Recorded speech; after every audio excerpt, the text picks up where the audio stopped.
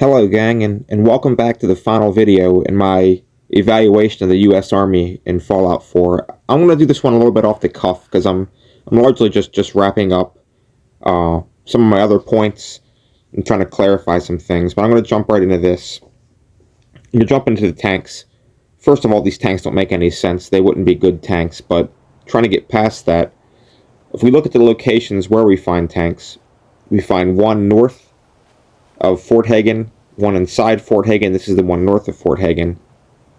We find one to the west, northwest of the National Guard Training Center, and we find one on that little sand spit right to the north that links Nordhagen Beach to the mainland. Now, really, these tanks are too spread out to say very much about them. They're not kind of grouped in any kind of decent group. They're all kind of on their own. Though we do have two in the Fort Hagen area and kind of two in the National Guard Training Center area. That doesn't really mean much. These tanks are really here, if we're being honest, just for storytelling. This one actually has a little note and an interesting, kind of a funny story associated with it. But as you can see, these tanks aren't very good. The road wheels don't look good. They're way too close. It's a bad design, and that's why this one is stuck. That's probably why we see all of them stuck. Other than the note that goes with this, we don't really find any documentation about these tanks, about what unit they're in, or who commanded them, or what size the element is. So we could guess all day, but 4 tanks that are spread out this far isn't really enough to make any kind of sound judgment. But if I had to guess, if you put a gun to my head, I would say maybe they're part of the same tank platoon, maybe a separate independent tank platoon, and that they're just divided into sections. During World War II, your average medium tank platoon, if it was at full strength, would be 5 tanks. And what they would do often when they were in the field attached to infantry units, especially if it was a separate tank battalion that was being attached to divisions, kind of here and there, is they would split the tank platoons into 2 sections, one 3 tank section and one 2 tank section, and people will call these light sections or heavy sections, depending on which section has 3 tanks. Perhaps this is what happened here. It's hard to say. We don't have a 5th tank, and they could be part of 2 separate platoons. They could be part of 2 separate companies, so they're too far spread out, and there isn't any written documentation. But there are 2 here at Fort Hagen. We do have this little note that we can check out. It reads, "You stupid maggots. First your sergeant tells me you were caught drinking on base. Then, I find out a tank has gone missing. If that tank isn't back tomorrow morning, spit shine, so help me," and the rest is garbled. It's signed Colonel Kemp. And this is unusual in a few ways. Typically, a colonel isn't going to chew out 2 Joes in writing. I really can't imagine why a colonel would chew out a private in writing like that. That's just really unusual. But there's these 2 guys, they were drinking. We don't know if it was their tank.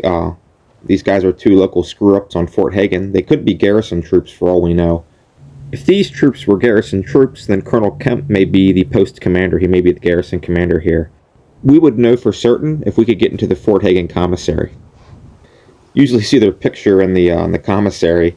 It's usually a lieutenant colonel or a colonel. Not always, but usually. And so they could be garrison troops. He could be a brigade commander. He could command a regiment. We just don't really know. The letter gave us no clues to that. But it would be unusual that a colonel would write a mean note to 2 Joes. I'm assuming they're Joes because their sergeant is yelling at them. So I mean, they could be NCOs too. One of them could be a corporal. One could be a sergeant. And there could be a sergeant above that sergeant. I don't really know. So that letter doesn't give us much context, but, said if you had to put a gun to my head, maybe this is a tank platoon. It's been split into 2 sections and stationed in different parts of the Commonwealth. Now, the next thing I'd like to talk about is the Sentinel site, which is really one of my favorite locations in Fallout 4. I think it's done wonderfully. It's very atmospheric in the glowing sea. But I went there looking for information on what troops would have been there. I thought I would have found more information. I found almost nothing. But what we do know from a holotape, that the unit there, or a unit involved in the construction, is the 132nd Engineering Corps. Now, there has been some speculation online where people believe that it was a mistake, that it refers to the Corps of Engineers or the 132nd Engineer Battalion. but it's written as 132nd Engineering Corps, and so that's what it is. It's written that way. It's canon, and that's not as implausible as people might think. Just because the Corps is the 132nd Engineering Corps does not mean there are 131 more below it. There doesn't even have to be 131 of any type of corps below it. Sometimes with corps or divisions or armies, they do skip numbers, and there's various reasons for that. Sometimes it has to do with mobilization plan allotment, and other times certain units just they're planned to be formed and they don't form, and other units ahead of them in that same series did actually make it to final organization. So we don't really know, but we do have real life examples of this sort of thing. One is the U.S. Corps end at the 24th Corps, this one with the heart, and the next corps after the 24th is the 36th Corps. There's no corps in between that, and so that's just an example. One example. We also have different types of corps. We used to have 4 armored corps during World War II. Now all 4 of those corps were disbanded, and the 2nd Armored Corps, I believe, was actually reflagged and became the 18th Corps, which eventually became the 18th Airborne Corps. So the corps do not have to go in a numbered sequence. There can be any number of reasons why they're out of number. If you have 132nd Corps, you do not have to have 131 other corps. You could have maybe 20 corps. You never know. And there are different types of corps, and perhaps an engineering corps may have been tasked with constructing, planning, overseeing the construction of all of the defenses in the New England area. We said there's, I don't really know. I'm speculating here. I'm spitballing. And that could be one of the possible reasons why the 132nd Engineering Corps exists. We could also speculate further, that we don't have any written proof of this, that the 1st Battalion of the 101st Field Artillery and the 104th Infantry, both of which are real-life units of the Massachusetts National Guard, are also part of this 132nd Engineering Corps. They aren't engineer units, but that doesn't matter. I was part of the 18th Airborne Corps when I was in the 3rd Infantry Division. That's a heavy mechanized outfit. Everything's armored vehicles and tracks. We're certainly by no means airborne at all. But, you do have different elements that are assigned to corps that may not have to necessarily be related to what that corps does. And perhaps the 104th Infantry and 101st Field Artillery, they could have provided the manning of the checkpoints, because when you're building fortifications, you don't want civilians wandering in and out of your areas as you're building and constructing things. You want to keep tight security when you're doing this sort of stuff, and perhaps that's what those units did, if they were even at all part of the Corps. I'd also like to speak to the 104th Infantry, how it's organized as a company to a regiment, which is unusual these days. Typically, we organize from company to battalion to brigade, but even before that, company, battalion, regiment. And the 104th is organized in a much older way. It's organized in a way that you would see U.S. regiments organized through much of the 18th century going into the First World War. And here's a grave marker that is behind my house of Private William Henry Weber. He served in Company K of the 5th Infantry Regiment of the Maryland National Guard, and they would serve in World War I as the 115th Infantry Regiment.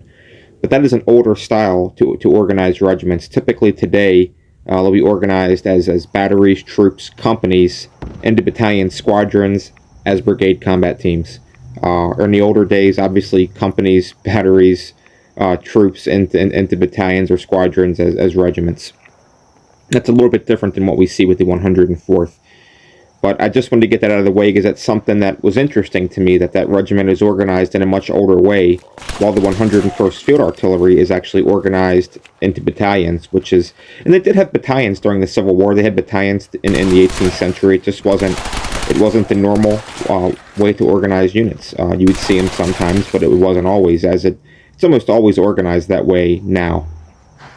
And sort of in closing, I want to do these little evaluations of what things may have looked like. Now, these don't really have much bearing on the world we live in now. The developers put the military stuff here just to create an atmosphere. They weren't worried about accurate TONEs and distribution of units. But it is fun to explore, even though it doesn't make much sense. And if you want to see something that doesn't make a lot of sense, you can look at my Exploring the Charles River videos, where none of the boats on the Charles River could actually navigate the river because of the bridges that were built were all too low for them. But that's, I just wanted to wrap this one up. I'd like to thank everyone who's watched this series and commented. And I've gotten some really good comments with some really good analysis. So thank you for watching. And if you like it, again, leave a comment as you have been doing. Subscribe, send this to your friends if you think they would like it. And thank you for watching. Goodbye.